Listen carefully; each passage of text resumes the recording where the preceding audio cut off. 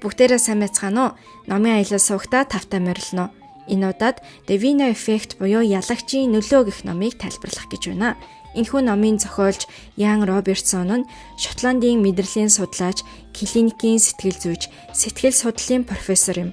Тэрээр хувь хүн сэтгэлийн анхаарлын системийг хэрхэн ашиглаж сэтгэл хөдлөл болон танин мэдрэхүйн үйл ажиллагааг сайжруулж болох талаар тэргүүлэх мэргэжилтэн гэдгээр алдартай. Би өөрөө англи хэл мэдэхгүй учраас япон хэл дээр тайлбарлсан видеонд үндэслэн энэхүү видеог дамжуулан хүргэх болно. Мөн энэхүү видеоноос хүссэн өөрийгөө бодит болгох сэтгэлгээний талаар суралцах боломжтой. Үндсэн сэдвт орохоос өмнө нэг асуултын талаар бодож үзцгээе. Та нар телевиз асааж мэдээ үзэж байна гэж бодоорой.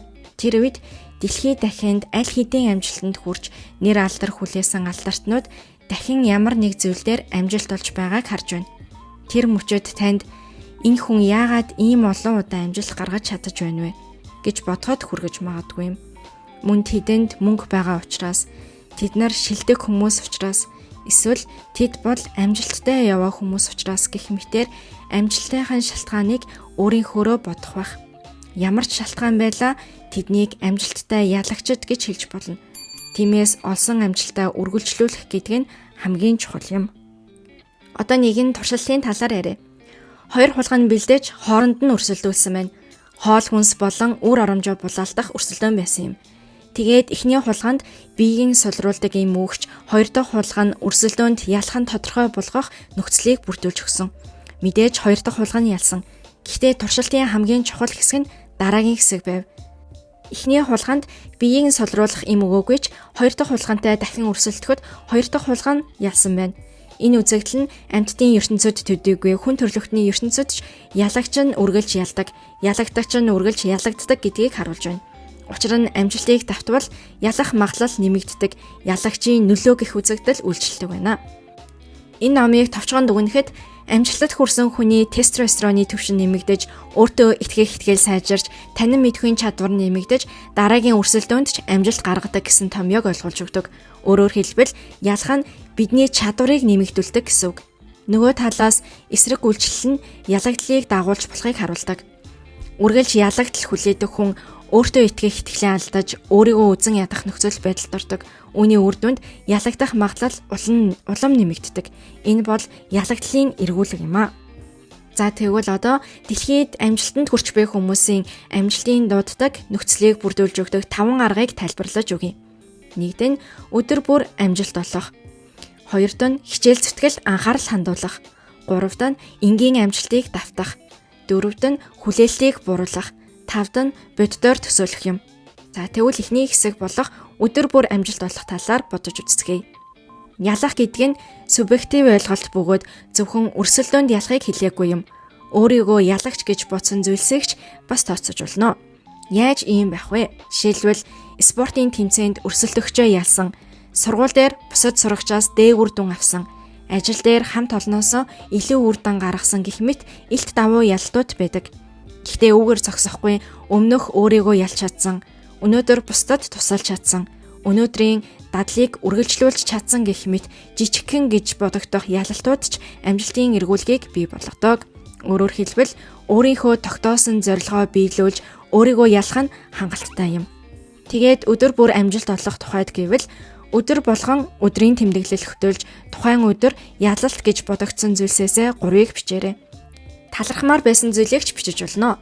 Ихэнх хүмүүсийн хувьд өдрийн төгсгөлд санаж байгаа зүйл нь гаргасан алдаагаа эсвэл хийж чадаагүй зүйлэл байдаг бөгөөд сөрөг хандлагатай болж тухайн өдрийн жижигхэн ялалтуудаа мартах хандлагатай байдаг.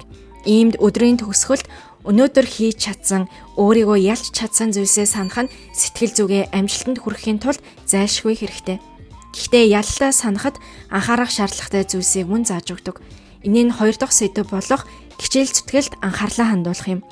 Ялалтын шалгуурыг зөвхөн ялах, ялагдах гэж тогтоох юм бол ялагдсан гэх үр дүн л гарч ирнэ. Ингэснээр урам зориггүй болно.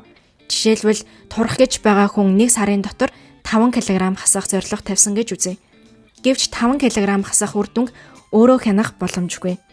Яагаад гэвэл хэрхэн эрүүл хооллож хоолны хэмжээгээ багасгасан ч тухайн хүний биеийн онцлогоос болж хялбар турахгүй байж болох бөгөөд булчингийн масс нэмэгдэж жим багасгах нь 3 кг ч байж магадгүй.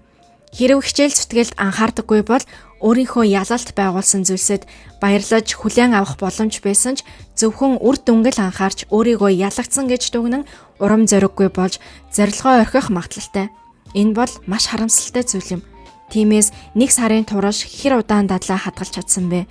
Хоолны дэглэмийг хэр удаан үргэлжлүүлсэн бэ гэх мэтчлэн өөрийн үйлдэлүүдэд төвлөрч чадвал өсөлтөө баталгаатай хийж чадна. Нэгэн хөл бөмбөгчин амжилтад бус өсөлтөд анхаар гэж хэлсэн байдаг. Амжилтыг үргэлж олж чадахгүй байж болох ч өсөлтийг үргэлж хийж чадна. Тиймээс өдрийн төгсгөлд би юуг ялж чадав? Ямар тал дээр өсөлт гаргаж чадсан бэ гэдгээ санах боломжтой. За ингээд 3 дахь хэсэгтээ орцгоё.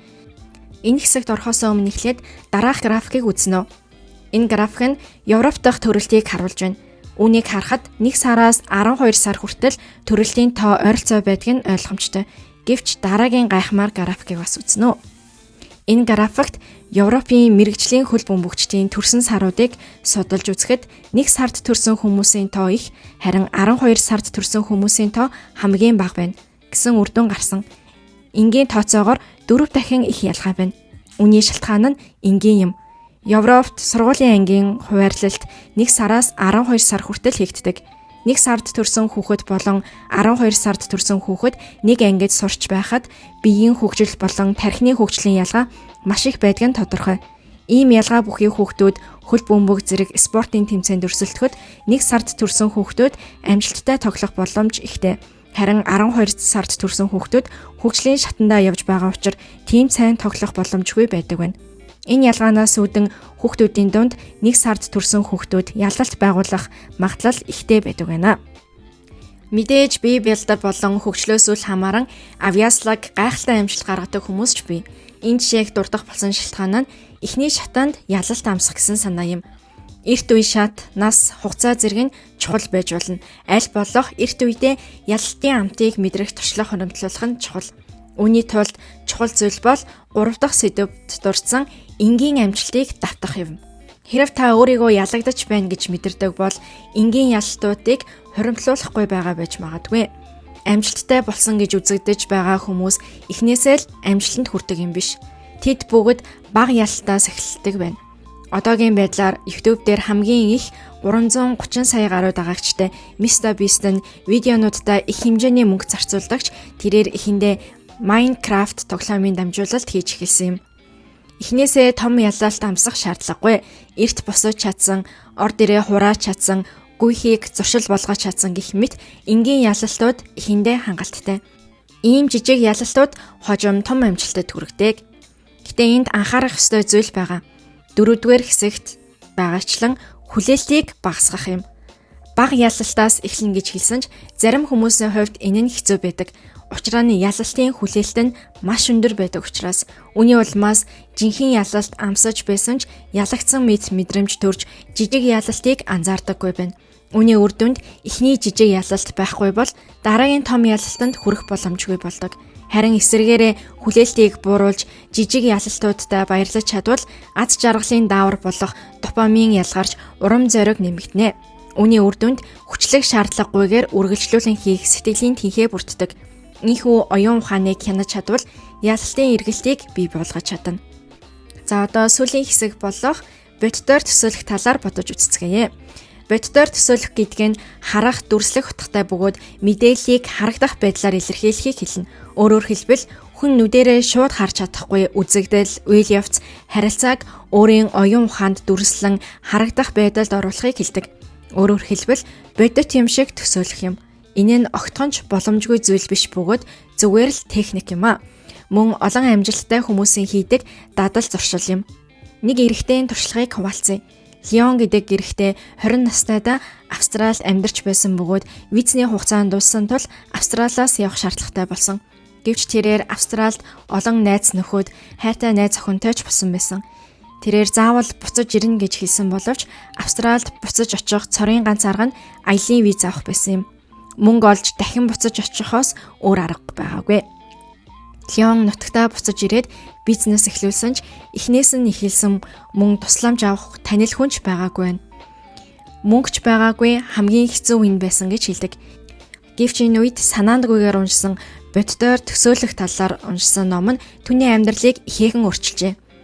Леон орондоо орохын өмнө найз охин, найзуудтайгаа Австралид дахин уулзаж буй дүр зургийг өдөр бүр төсөөлдөг байсан байна. Тэрээр өөрийгөө тэр үед ямар сэтгэл мэдрэмжтэй байгааг, бусад хүмүүс ямар нүүрний хувиралтай байгааг, хаана уулзаж байгааг яг л тэнд байгаа мэтээр оюун ухаандаа тодорхой дүрсэлдэг байжээ. Үүний үр дүнд тэр мөрөөдөлтөө тэр үзэгдлийг харж уйлж байсан гэдэг.